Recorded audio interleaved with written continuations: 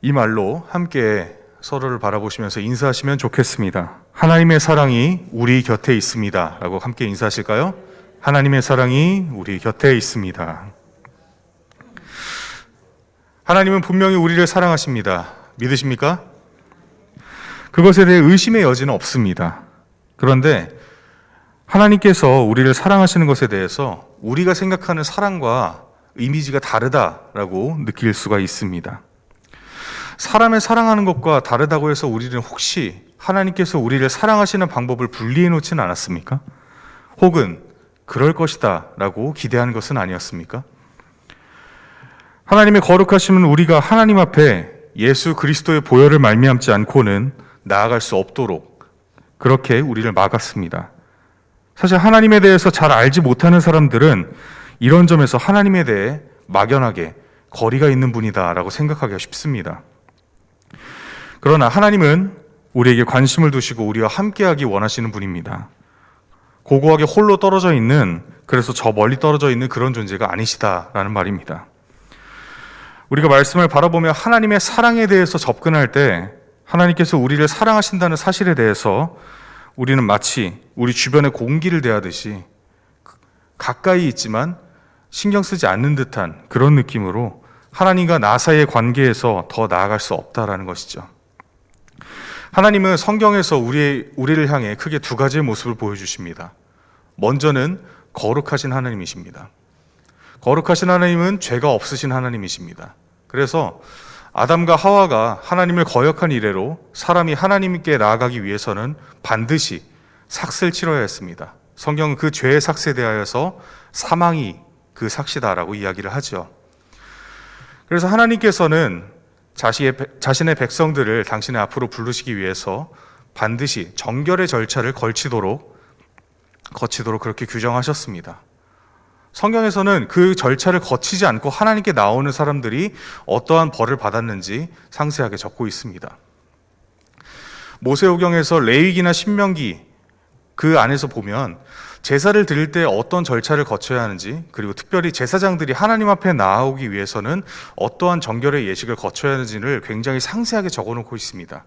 그만큼 하나님께 사람이 나아가기 위해서는 수많은 절차들, 죄를 덮어서 하나님 앞에 나오기에 충분한 준비를 갖추지 않고서는 하나님과 함께할 수 없다는 것을 강조하고 있었죠.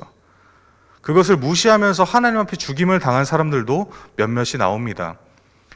다윗이 처음 언약궤를 예루살렘으로 가져오려고 했을 때 황소들이 흥분하자 아무런 정결 절차 없이 언약궤에 함부로 손을 댔다가 그 자리에서 죽었던 사람 우사의 이야기도 나오고요. 그리고 하나님 앞에 불을 제대로 준비하지 않아서 그 자리에서 불타 죽었던 아론의 두 아들에 대한 이야기도 우리가 볼 수 있습니다. 그만큼 구약에서 거룩하신 하나님에 대한 이미지는 죄가 많은 우리와 하나님 사이의 거리를 얼마나 그 분명하게 떨어져 있는가를 잘 나타내주는 그런 이미지를 할 수 있습니다. 그런데 또 다른 하나의 하나님께서 보여주시는 모습은 사랑의 하나님이십니다. 우리가 오늘 본문에서 집중해서 바라봐야 할 그런 모습이기도 합니다. 하나님께서는 이스라엘 백성들이 하나님 앞에 나와서 예배하기 위해 아사셀의 염소라는 제도까지 준비해 주십니다. 이 아사셀의 염소는 어떤 제도인가 하면 이스라엘 백성들이 부지불식간에 지었던, 그래서 하나님 앞에 제가 잘못했습니다라고 회개해야 함에도 기억이 나지 않을 수 있는 그런 죄들을 그 염소에 몰아넣고 안수한 후에 광야로 풀어보내는 그런 제도입니다. 그리함으로 이스라엘 백성들이 미처 깨닫지 못한 자신의 죄까지도 하나님 앞에 내어놓는 그런 제도였지요. 그런 제도를 통해서 이스라엘 백성들은 안전하게 하나님 앞에 나아갈 수 있었던 것입니다. 그리고 무엇보다 우리가 성경 전체를 통틀어서 알고 있듯이 하나님께서는 여기에서 예배하고 있는 우리 모두를 당신의 백성으로 부르시면서 예수 그리스도를 대속제물로 내어주셨습니다. 우리가 죄의 삭슬을 치르기 위해서 사망이라는 대가를 치러야 함에도 불구하고 예수 그리스도를 구주로 영접하는 모든 이들은 하나님께서 의롭다 인정해 주시고 하나님 앞에 나올 수 있도록 허락해 주셨습니다. 그것은 하나님께서 우리를 사랑하셨기 때문에, 그리고 무엇보다 우리에게 죄가 있지만 그럼에도 의롭다 인정해 주시기 위해서 우리에게 베푸신 은혜였음을 믿습니다. 하나님께서 이런 사랑을 베풀어 주실 때 우리는 우리가 읽고 나오는 이 본문에서 질투하는 하나님이다라고 스스로를 표현하시는 그 부분에 주목할 필요가 있습니다. 질투는 어떤 것인가요? 질투는 일반적으로 사랑하는 감정에서 흘러나오기 마련입니다. 사랑하는 사람은 자기가 사랑하는 그 상대방에 대해서 시선을 집중합니다. 그렇죠? 그런데 그 사랑하는 사람이, 사랑을 주는 사람이 자신에게 시선을 주지 않고 다른 곳으로 시선을 돌렸을 때, 그때 그 사람은 배신감을 느끼기도 하고 실망스러운 감정이 자라서 나중엔 질투로 변화하게 됩니다. 그 질투라는 감정은 결국 얘기하자면 사랑을 전제로 하고 있다라는 얘기가 됩니다. 하나님께서 이스라엘 백성들에게 품으신 감정은 그와 같습니다.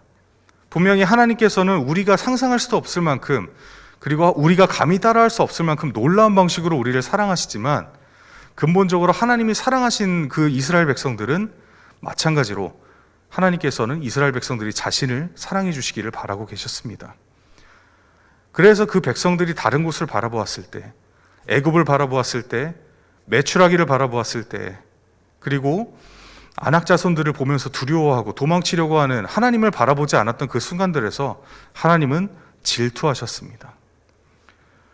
그리고 나중에 가나안 땅에 정착하여서 하나님을 예배하고 하나님을 의지해야 함에도 불구하고 하나님을 사랑하지 않았을 때 하나님은 질투하셨습니다. 그런데 그 질투하는 것이 그냥 벌로만 끝나는 것이 아닙니다.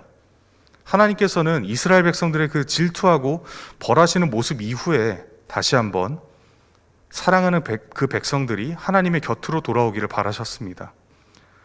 선지자들을 통해서 너희 백성들이 잘못하였으니 내가 이러한 벌을 내릴 것이다 라고 경고의 메시지를 바라시지만, 항상 그 뒤에 붙는 것은 내가 사랑하는 나의 백성들아, 너희가 다시 나에게 돌아오라 라고 말씀하시는 것이 항상 붙어 있다는 사실을 우리는 주목해야만 합니다. 그래서 하나님께서 우리에게 보여주신 사랑은 단순하게 우리가 그냥 멀찍이 바라보고만 있고, 저것이 완벽한 사랑이구나, 그냥 참고만 해야겠다 라고 떨어뜨려 놓아서는 안 된다라는 것이죠. 신약 성경으로 와보게 되면 우리는 사랑에 대해서 표현할 때 크게 세 가지 단어를 만나게 됩니다. 첫 번째는 연인 간의 사랑을 이야기하는 에로스라는 단어입니다. 이 에로스는 직관적인 단어입니다. 말 그대로 연인들이 처음 만나서 설레는 그런 단어를 에로스라고 부르게 되죠. 그리고 두 번째 단어는 우정 혹은 가족 간의 사랑을 표현할 때 이야기하는 필레오입니다. 이 필레오는 연인 간의 사랑보다는 조금 더 위에 있다라고 보여지지만 여전히 그곳에는 인간적인 감정들이 담겨 있습니다. 마지막으로 성도 여러분들께서 많이 들어보셨을 하나님만이 하실 수 있는 사랑, 신만이 할 수 있는 사랑, 바로 아가페입니다. 예수 그리스도를 대속물로 내어주실 만큼 우리는 감히 따라할 수도 없는 그 사랑의 감정 아가페를 우리는 요한복음 21장에서 굉장히 드라마틱하게 바라볼 수 있습니다. 예수님께서 십자가에 달리시고 죽으신 뒤 3일 만에 부활하셔서 제자들 앞에 자주 나타나십니다. 아마도 우리가 많은 장면들을 기억하게 될 테지만 굳이 제가 요한복음 21장을 이야기하고 있는 이유는 여러분들도 알다시피 베드로와 예수님 사이에서 나타났던 그 사랑에 대한 단어를 언급하기 위해서입니다. 예수님께서는 베드로에게 이렇게 물어보십니다. 내가 나를 사랑하느냐? 원어로 헬라어 성경에서는 아가파스메, 너가 나를 아가페 하느냐? 라고 물어보시죠. 그러자 대답하는 베드로는 어떻게 대답합니까? 주님께서 내가 주님을 사랑하는 줄을 이미 알고 계십니다 라고 그렇게 세 차례 대답하죠. 이때 베드로는 필레오라고 대답을 합니다. 베드로는 예수님께서 잡히시던 때에 예수님을 3번 부인했습니다. 그래서 예수님 앞에 죄책감을 가지고 있었고, 감히 너가 나를 아가페 하느냐, 너가 나를 사랑하느냐 라는 질문에 있어서 똑같이 제가 주님을 아가페 합니다 라고 대답할 수는 없었죠. 그래서 자기가 할 수 있는 한 최선을 다해서 제가 주님을 필레오 하는 것을, 제가 할 수 있는 한 주님을 최선을 다해서 사랑하는 것을 주님께서 알고 계십니다라고 간신히 대답합니다. 그런데 문제는 그 질문과 대답이 3차례 반복되자 베드로가 크게 근심하죠. 아마도 베드로는 자기가 예수님께서 잡히시던 때 3번 부인했던 그 순간을 떠올렸을지도 모르겠습니다. 그 3번의 문답 끝에 간신히 대답했을 때 예수님께서는 다시 한번 내 양을 먹이라 그렇게 말씀하십니다.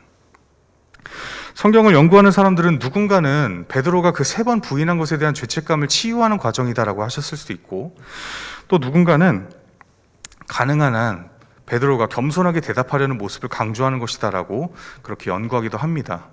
각자 다 일리가 있고 또 우리가 붙잡아야 될 그런 의미들이지만, 오늘 우리가 본문을 보면서 바라봐야 하는 것은 예수님과 베드로가 함께 하고 있었다는 사실입니다. 보다 더 정확하게 이야기하자면 예수님의 시선이 베드로를 향하고 있었다라는 그런 부분에 더 집중해야 할 것입니다. 예수님께서는 부활하시고 나서 바로 하늘로 올라가지 않으셨습니다. 성경의 기록들을 보면 예수님께서는 제자들을 향하여 여러 차례 나타나셨고, 너희들에게 평안이 있을지어다라고 인사하시면서 제자들을 다독이시고 또 말씀을 나누십니다. 제자들이 예수님께서 붙잡히시면서 자신들이 도망치고 그러면서 입었던 그 영적인 상처들을 예수님은 도전을 주시고 또한 영적으로 치료하십니다. 그들의 시선이 닿는 곳에, 또한 예수님께서 바라보시는 그 시선을 느끼면서 그들은 그렇게 치유를 얻고 예수 그리스도의 복음을 전파할 능력을 얻습니다. 만약에 그렇지 않았다면, 예수님께서 부활하시고 나서 그냥 바로 하늘로 올라가셨다면 제자들은 더 이상 예수 그리스도의 복음을 전파할 능력을 얻지 못했을 것입니다. 그 전까지는 그렇게 예수님을 붙들면서 예수님, 제가 예수님의 오른쪽에 있겠습니다, 저는 왼쪽에 있겠습니다라고 그렇게 이야기하던 제자들이 예수님께서 붙잡히시던 그날에는 누구 하나 할 것 없이 예수님의 곁을 떠났고 혼자만 남으셔서 그렇게 붙잡히시던 광경을 그들도 기억하고 있었기 때문입니다. 예수님께서 그들을 치유하셨던 것은, 그들에게 도전을 주셨고 그들을 바라보시는 그 시선을 보여주셨던 것은 단순히 그냥 부활하셨기 때문에 그 모습을 보여주시려 하셨던 것만 아니었던 것이죠. 그들에게 예수님께서는 예수님의 시선이 항상 그들과 함께하고 있다라는 그런 확신을 주셨습니다. 그래서 우리가 예수님께서 부활하시고 나서 어떻게 될 것이다라는 예언에 대해서 기억하는 말씀이 하나 있어야 되겠죠. 예수님께서 올라가시고 나서 예수님은 제자들에게 나 대신에 보혜사 성령이 너희와 함께할 것이다라고 그렇게 말씀하십니다. 하나님께서 너희의 곁을, 내가 살아있는 동안 너희와 함께하는 시간을 보냈지만 내가 없더라도 너희와 함께하는 것은 멈추지 않을 것이다라는 것을 분명히 말씀해 주신 것이죠. 하나님의 시선은 여전히 제자들에게 함께할 것이고, 그들이 어디에 있든지 예수 그리스도의 복음을 전파하고 하나님의 말씀을 묵상하고 그 은혜를 만끽하는 가운데 하나님의 시선은 여전히 제자들에게 머물러 있을 것이다 라고 말씀해 주시는 것입니다. 그것은 바로 하나님께서 우리에게 사랑하시는 방식을 가장 모범적으로 그리고 가장 직접적으로 보여주신 방식입니다. 다시 말해서 교과서를 보면서 그것대로 따라하기만 하면 된다라고 우리에게 보여주신 것이죠. 아까 제가 신약 성경에서 사랑에 대해 얘기할 때 에로스, 필레오, 아가페의 3개를 이야기한다라고 그렇게 이야기를 했습니다. 누군가는 이렇게 생각할지도 모르겠습니다. 우리가 먼저 사랑하기는 에로스를 경험하고 좀 더 성숙해서 필레오를 완성해 나가고 나중에는 아가페에 닿을 것이다. 이렇게 생각해 보면 어떨까요? 하나님께서 우리를 먼저 창조하셨고 세상을 지으셨을 때 하나님께서 우리에게 베풀어 주신 사랑은 아가페였는데 우리가 그것을 감당하지 못해 필레오로 물러나고 그것조차도 감당하지 못해서 에로스로 물러났다고 말입니다. 하나님께서는 우리에게 사랑을 주셨고 똑같이 우리도 하나님을 사랑하면 되는 것이었는데 우리가 그것을 감당치 못하고 뒤로 물러선 것입니다. 하나님은 항상 우리에게 회복을 원하십니다. 세상을 지으시고 보시기에 좋았다라고 말씀하셨던 그 처음 모습으로 우리가 회복되기를 바라고 계십니다. 완벽을 바라시는 것이 아닙니다.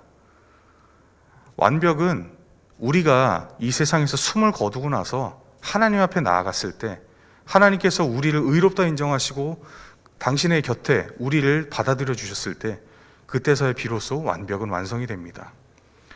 이 세상에서 우리가 살아가는 동안 사랑하는 그 모습들은 예수님께서 우리에게 보여주셨고 또 하나님께서 우리에게 알려주신 그 사랑을 조립하고 경험하고 더욱더 원숙하게 만들어 나가는 과정이지 일거에 완성될 것이다 기대할 수는 없는 것이지요. 사랑하는 그 생각과 실천, 행동들은 조금씩 쌓여나가서 나중에 하나님께서 바라셨던 그리고 하나님께서 기뻐하시는 모습으로 회복되어 나가고 완성되어 나가는 것입니다. 제가 어릴 적부터 피아노를 쳐서 지금 대략 한 손을 댄 지 20년 정도가 넘어가는데요. 처음에 제가 피아노를 댔을 때는 그저 비행기 하나만 쳐도 굉장히 대단하다라고 이렇게 박수를 쳐주셨던 기억이 납니다. 지금 봐서는 굉장히 보잘것없는 실력인데 그 실력이 늘지 않아서 짜증났던 순간들도 기억이 납니다.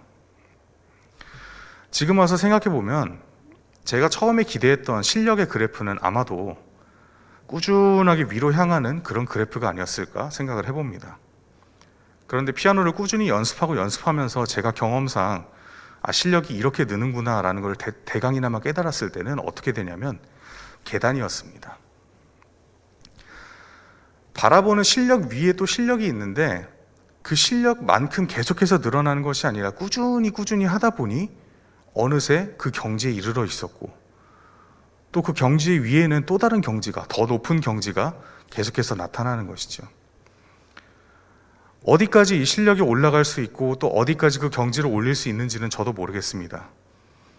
유튜브나 그런 다른 자료들만 봐도 너무나 실력이 좋은 사람들이 많고 제가 감히 그들을 따라갈 수 있다라고 자신할 수는 없기 때문이죠.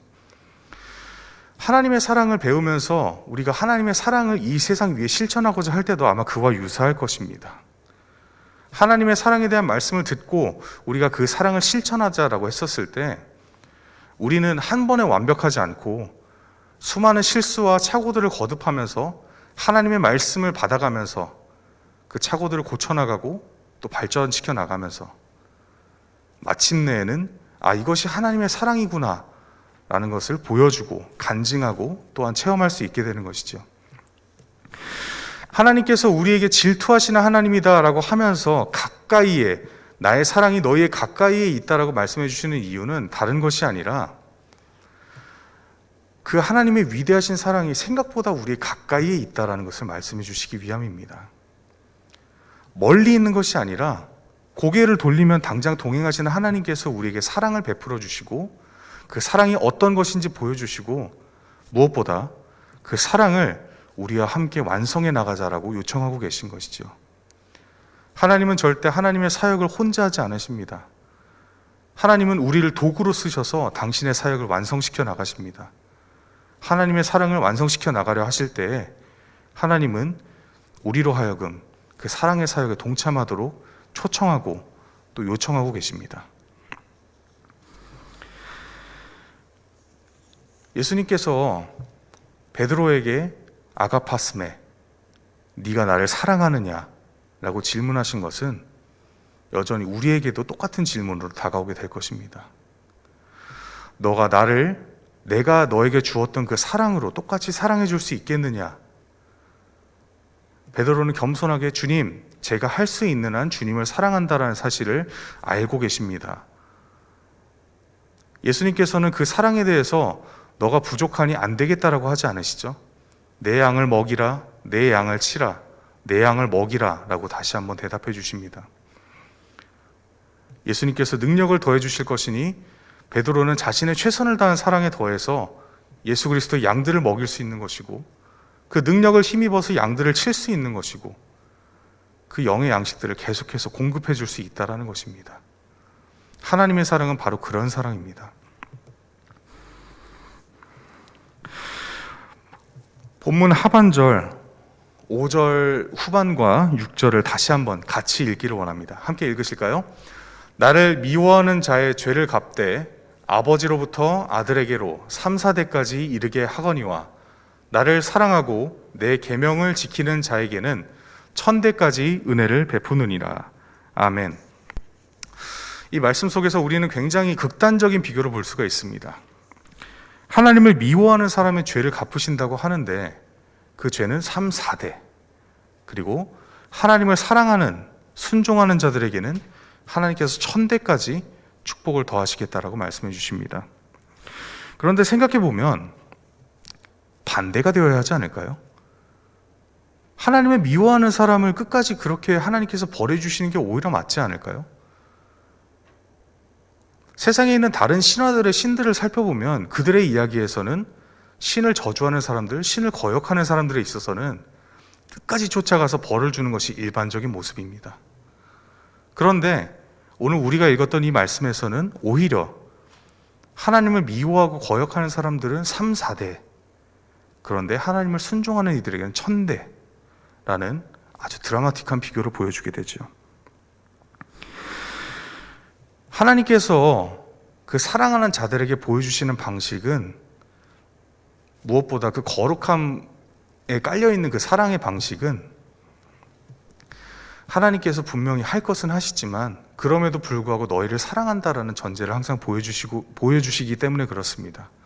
그리고 그 다른 것보다도 하나님께서 스스로 그렇게 사랑하시기에 그렇게 3, 4대, 1000대라는 아주 극단적인 비교가 가능해지는 것이죠. 이 본문에서 사랑이라는 단어에 쓰인 단어는 아합라고 씁니다. 사랑하다라는 의미를 담고 있지만 여기에 있는 뉘앙스 자체는 어떤 뉘앙스냐면 직접적인 사랑입니다. 그냥 내가 좋아하는구나, 아니면 내가 이것을 그래도 마음에 들어하는 것 같아라는 그런 간접적인 것이 아니라 내가 너를 사랑한다라고 단호하게 말씀해 주시는 그런 뉘앙스를 담고 있죠. 그 어떤 것도 이 사랑에는 개입할 수 없는 것입니다. 하나님만이 주실 수 있는 사랑이고 하나님만이 우리에게 보여주실 수 있는 사랑이기 때문에 그렇게 1000대와 3, 4대라는 극단적인 숫자가 오히려 뒤집힌 것 같은 그런 모습들이 그곳에 나타날 수 있다는 것입니다. 신약에서 죄에 대해 이야기할 때 하마르티아라는 단어를 씁니다. 하마르티아라는 단어는 관역에서 비껴가는 그런 화살을 이야기합니다. 하나님을 향해서 일직선으로 그 어떤 것도 바라보지 않고 사랑하는 것, 하나님을 바라볼 때 사랑의 시선으로 하나님을 향하여서 우리의 고개를 돌릴 때, 그리고 이미 하나님께서 우리를 바라보실 때 거기 안에 담겨있는 사랑은 바로 아합의 사랑입니다. 그 어떤 것도 바라보지 않고 그 어떤 것도 그것을 더럽힐 수 없고 그 어떤 것도 거기에서 고개를 돌릴 수 없도록 만드는 그런 강력한 사랑이 바로 하나님과 우리 사이에 이루어져야 할 그런 사랑입니다. 여기서 우리는 하나님을 사랑하는 기본적인 원칙에 도달할 수 있습니다. 하나님은 먼저 우리에게 절대 시선을 떼지 않으십니다. 때로는 물가에 내놓은 자식을 바라보듯이, 때로는 단벌에 눈길을 사로잡힌 사랑하는 연인이 우리를 바라보듯이, 때로는 언제고 떠나버릴 것만 같은 그런 상대방을 바라보는 불안한 시선으로 우리를 바라보실 것입니다. 하나님과 관계하는 것은, 또 하나님과 동행하는 삶은 그 시선에 대해서 우리가 어떻게 반응하느냐에 따라 다른 결말을 맞습니다. 누군가는 하나님 없이 나는 삶을 살 수 없어요 라는 그런 애틋한 연인처럼 반응을 하게 될 것이고, 때로는 눈치를 보면서 다른 곳에 시선을 빼앗길 수 있는 철없는 사람처럼 반응하는 사람도 나타날 것이고, 때로는 부모님이 나를 사랑하신다는 그 사실을 아는데 거기에 대해서 어떻게 반응할지 어쩔 줄 몰라 하는 그런 어리숙한 자녀의 모습으로도 나타날 수 있을 것입니다.